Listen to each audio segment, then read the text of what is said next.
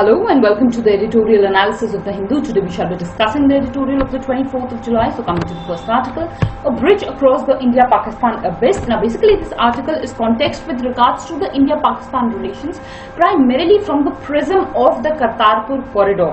So in that context this editorial has been written, very relevant, very important. Coming to the issues which have been discussed. First and foremost, this editorial analyzes or gives us a summary of the current ties between India and Pakistan. The editorial clearly claims that the ties between India and Pakistan are what are at its lowest in approximately 2 decades. Now basically the editorial is highlighting that it is not something new that India-Pakistan relations have soured. We generally have always had tense relationship with our neighbor, but the issue is that even in the Kargil war during 1999, this was what was followed by the Agra summit in the year 2001, and later this was also followed by an atmosphere of tension in the aftermath of the parliament attacks, which again took place in the year 2001. This was what was followed by the Operation Parakram again in 2001 and 2002. So there have been several phases of tensions, but this period of tension and hostility between the two neighbors is what is different from all the other phases, because this is what has lasted very long. Here you should know that it was in the year 2015 that the Prime Minister of India had paid a surprise visit to Pakistan. After this there has been no communication between the two leaders. Also in the year 2018, the back channel diplomacy between India and Pakistan was what was suspended. Previously, back channel talks were what were taking place between the national security advisors of both the countries. This is what was suspended. Also then more recently in the year 2019, in the month of February, the Pulwama attacks are what took place, and after the Pulwama attacks, the relationships have further spiraled towards the negative. So that is the first analysis that has been made in the context of the current ties between India and Pakistan. Next, the editorial is discussing about the Kartarpur corridor. Now about the corridor, what you should know first and foremost, some details are what are important. Now basically this is a corridor that will connect the Dera Baba Nanak, this is a shrine in Punjab, with Kartarpur, which is another shrine in Pakistan. This shrine is approximately 200 kilometers in Pakistan, a very revered site for Sikhism, and in that particular context it has for long been demanded by Indians that they should be given access to the Kartarpur shrine in Pakistan. And now an offer is what is coming from the highest echelons in Pakistan, by the Prime Minister himself, also by the Army Chief in Pakistan, that they would like to ensure that Indians can be invited, or Sikhs from India can be invited to visit this particular shrine. So this is what has basically happened. Now what is important in the context of the Kartarpur corridor is that the talks on this, or a positive gesture on this, is what has been shown at a time when relationships are at their worst. So this is what is the positive sign. Also now what is the news is that Pakistan is expecting that at least the Kartarpur corridor should be functional till November 2019. Why in November 2019? Because this is what is going to mark the 550th birth anniversary of Guru Nanak Dev, who is the founder of Sikhism. So to commemorate this particular occasion, they want that the Kartarpur corridor should be functional from November. So that is what has been discussed here. Also the editorial is discussing about some of the history related to this particular point. Now basically the editorial is telling us that this is the site, the Kartarpur is the site where Guru Nanak Dev Ji had spent his last few years of his life. Also you should know that the site Nanak Sahib is another shrine.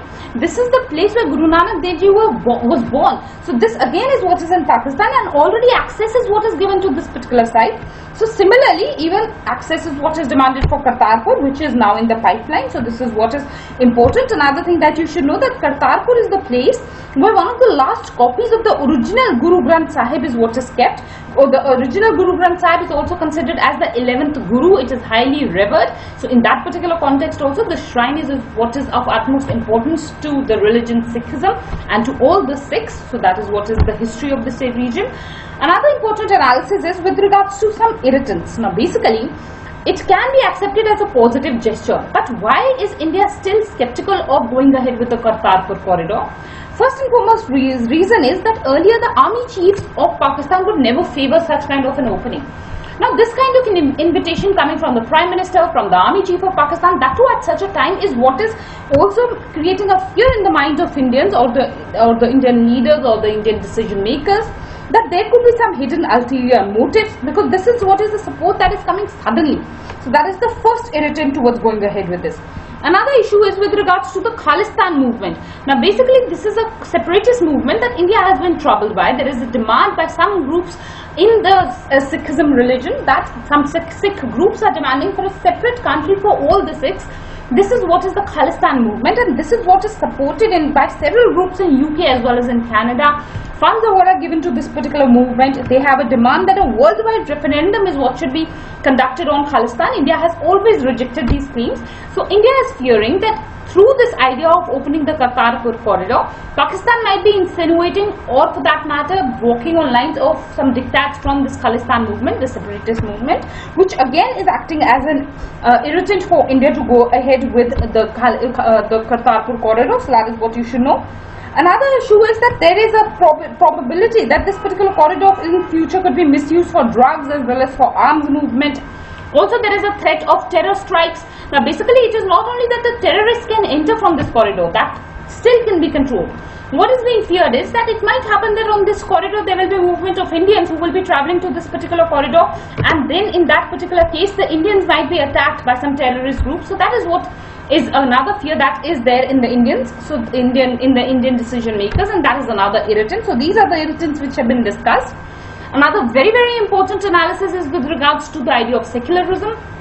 Now basically you should know that India has had a policy of no engagement with Pakistan, but India is going to make an exception if India goes ahead with the Kartarpur corridor. And if that is what is done, then this exception will be in the policy, will be an exception to the policy of India's national security, especially for a particular faith, which is the Sikhism. So is it in the interest of secular interest of the government? The government is favoring one religion over another. So that is one analysis which has been drawn, because you should know that in the past, as of now, travel is what is not there with Pakistan. Trade is what has been shut down. Tourism is what has been shut down. These three T's are not there between India and Pakistan. So this exception being made for a particular faith is what is being questioned on the grounds of secularism. So that is another analysis. Next, the editorial is also highlighting about one of India's policies. This policy is that India has maintained that it will conduct or it will hold no talks without ending of terror from Pakistan's end. So still Pakistan has not responded very positively on terror groups. It has not done any crackdown on these terror groups. So why is it that India should engage? So that is another analysis. Also very important is an analysis on the other shrines. It is not only the Kartarpur shrine, but there are several other shrines which are there in Pakistan. There are in total 20 shrines. Out of these, 15 shrines are what are there in Pakistan and 5 shrines are what are there in India. This is what come under an agreement. This is the 1974 protocol on visits to religious shrines. This is what took place in the year 1974. It was decided that both the governments or both these countries will work towards ensuring that at least availability of it is made possible for people from both the countries to visit these 20 shrines. So in this particular context, definitely focus will shift to other shrines also. So this could be a new beginning. So coming to the next analysis, which is with regards to the new beginning, here the editorial is saying that if we go ahead with the Kartarpur corridor idea, then this will be a new opportunity to restart talks with Pakistan. There is no way out other than ensuring that diplomatic relations are what are restored, talks are what are ensured. So we have discussed this time and again that is the only way out. Also, the editorial is giving us an idea. It is giving us a suggestion that for conducting talks with Pakistan, largely what happens is that these talks take place under a lot of stress, a lot of media attention is what is given. So it is offering that these talks are what should take place at the Atari-Wagha border. This is what is the 0 point. Here both the countries will not have, we can actually conduct talks away from the media glare. Not much has to be focused on arranging the meets. So as a result of which, this is one suggestion which has been offered and you can use this suggestion in your answers. Another analysis that the editorial is given is with regards to the FATF, which is the Financial Action Task Force. Now you all know, I'm sure by now we have discussed several articles that the FATF has put Pakistan on its grey list, and it will blacklist Pakistan if it does not take sufficient action to block the terror activities. So primarily before the next meet of the FATF, Pakistan has taken several steps. It has ensured that some terror groups are subdued. There is approximately 43% reduction in movement of terrorist activities since the Balakot airstrikes. Also, it is believed that approximately 20 terror camps in the Pakistan-occupied Kashmir region are what have been shut down. So this is another achievement that is taking place, and in this line, India should go ahead with the Kartarpur corridor is what has been advocated here. Also, I would like to discuss one small story that has been written in this editorial. That is an anecdote. These kind of stories come handy whenever you have to write essays. even if you don't have scope to write it, you will have some idea, some opportunity will be provided to you. It helps build your personality, in your personality test for that matter. In the interview you can use these kind of stories.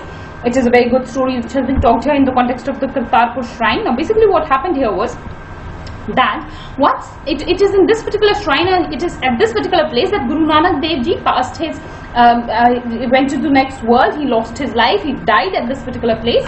Then what happened was that when his mortal remains were what were lying, it was being debated between the Hindus and the Muslims as to what should be done with the mortal remains.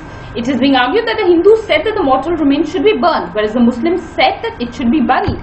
Then what happened is that once the debate was not being settled, it is believed that the mortal remains are what converted into flowers, and later it was decided that both at this particular region, both a samadhi will be created as well as a grave was what was established, which means that Guru Nanak Dev Ji and his message was that of unity for all, and both these religions united at this particular shrine. So this is a small story which sums it all up, that how the Kartarpur corridor is what is important for unity between India as well as Pakistan. This can be a epitome of unity, epitome of restarting the relationships between both these countries, and that is why this editorial becomes very, very important. I have time and again mentioned, you cannot go into the writing names without preparing for India-Pakistan relation. This is one core aspect that is very much in news. It is very, very relevant. You have to prepare it, and in that particular context, Kartarpur corridor will be very, very important. A direct question is also what you can expect.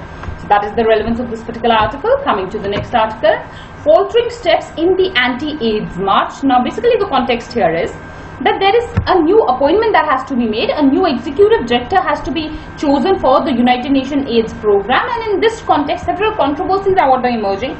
But what becomes important for us in this particular issue is related to AIDS. Some analysis is what has been given. So that is why this editorial is relevant for us. First and foremost, you should know that there is a controversy between United Nations and the WHO. It was approximately 25 years ago that the AIDS program is what shifted from WHO towards the United Nations. Now it is being demanded that again the AIDS program should go back to the WHO. So this push and pull between these two institutions in this particular context is what keeps happening. So this is the first aspect that you need to know. Next, what you need to know here is with regards to the United Nations AIDS program. This is what started in the year 1994. Also what is important is that AIDS is what is an epidemic in the world.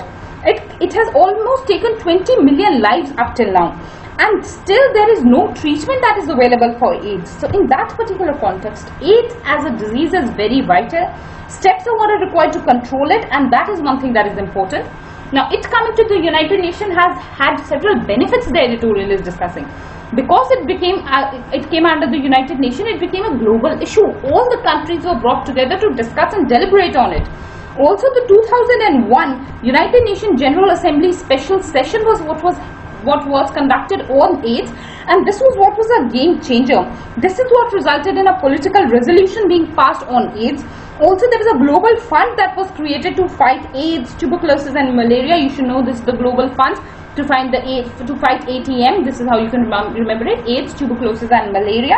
And also it is on the aftermath of this that Indian generic companies, drug generic companies, have reduced the prices of generic drugs on AIDS, and this has had global benefits.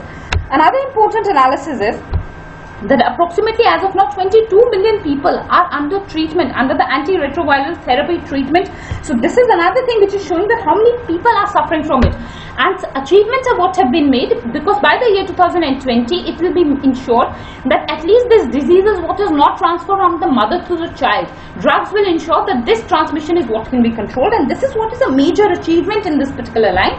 So that is what has been discussed in the context of the United Nations AIDS program. Now also this program is facing several challenges. What are these challenges? The challenges are that this is what is still an epidemic. This is what has not been done away with in the entire world today. Approximately 1.7 million new infected people have been diagnosed with AIDS, and approximately 1 million people are losing their lives to AIDS every year. So these statistics themselves are showing that this is what is a major epidemic. So that is the first analysis. Another analysis is that this is what is increasing. Youth are getting infected by it. Drugs are what the youth is getting attracted to, and that is one of the primary causes for AIDS infection. Also what is important here is that still AIDS is what is discriminated against. This is not the taboo associated with AIDS is what has not been done away with. It is not considered as a health issue still today. It is what is considered as a social issue, and that needs to change. So that is one analysis, and that is one challenge, that is what is continuing. Another challenge is that it is the poor people and the vulnerable who are more affected with AIDS. They do not have adequate information provided as to protection from AIDS, and even if they are getting infected with AIDS, then in that particular context, treatment is what is not available to them.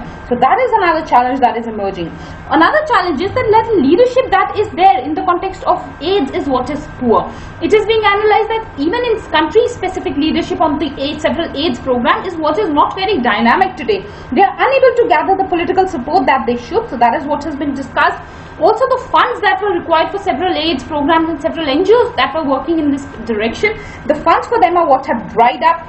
Activism on AIDS is what has frizzled. So in that particular context, it is important that there is a revival that is done of the movement that took place against AIDS, and collectively fighting AIDS is what is important in the backdrop of the fact that this is, and it still is continuing to be, a global epidemic.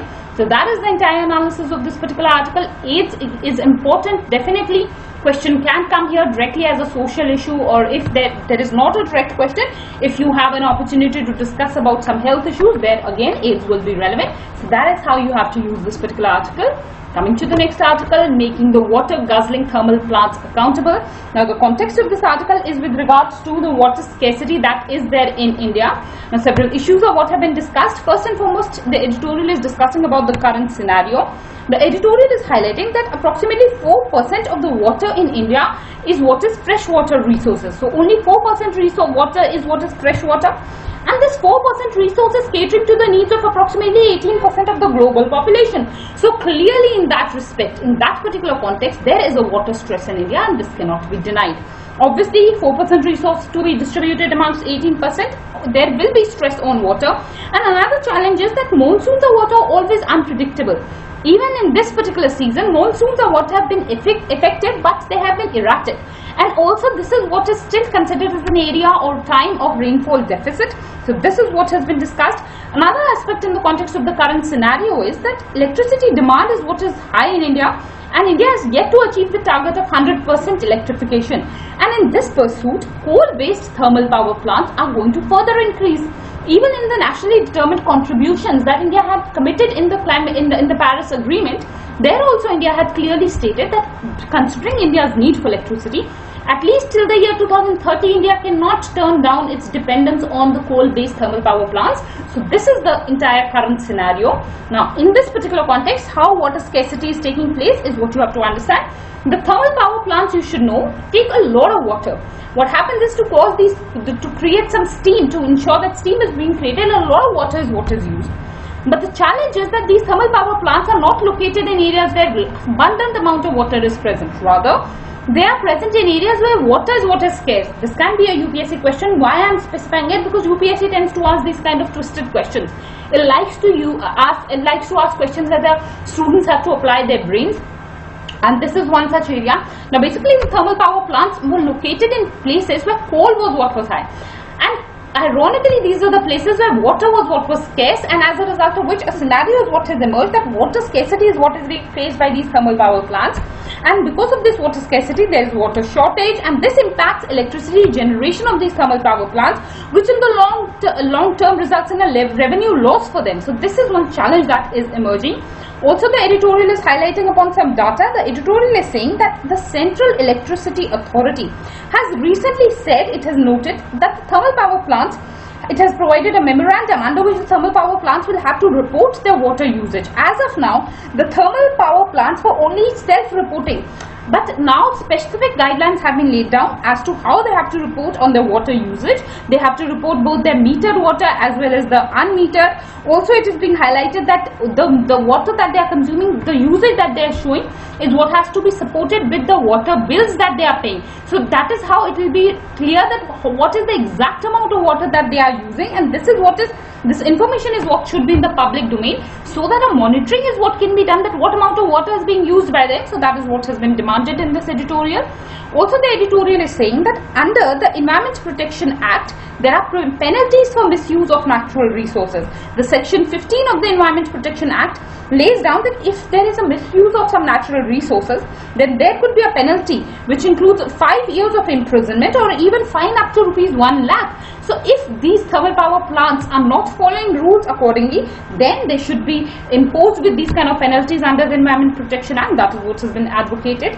Next, the editorial is discussing the need for ensuring that renewable energy is what is focused on. Definitely, India's demand is what is increasing, and for this, India should aggressively follow its plans to achieve the global climate targets and increase the renewable energy production, which is in the long run going to reduce the water stress that is being faced by India. So that is the entire analysis here. Indeed, rare article, important article. Wherever you have a question on water scarcity, try and bring out the reason amongst the plethora of reasons for water scarcity. One of them is the misuse of water by thermal power plants, and try and bring out this kind of an analysis. It will fetch you more marks. That is the relevance of this particular article. Coming to the next article, what suits Trump? The context here is that recently President Trump has made some statements on the Kashmir issue. Rather, he has gone ahead and said that it is Prime Minister Modi, that is Prime Minister of India, has gone ahead and demanded that Mr. Trump should help India resolve the Kashmir issue.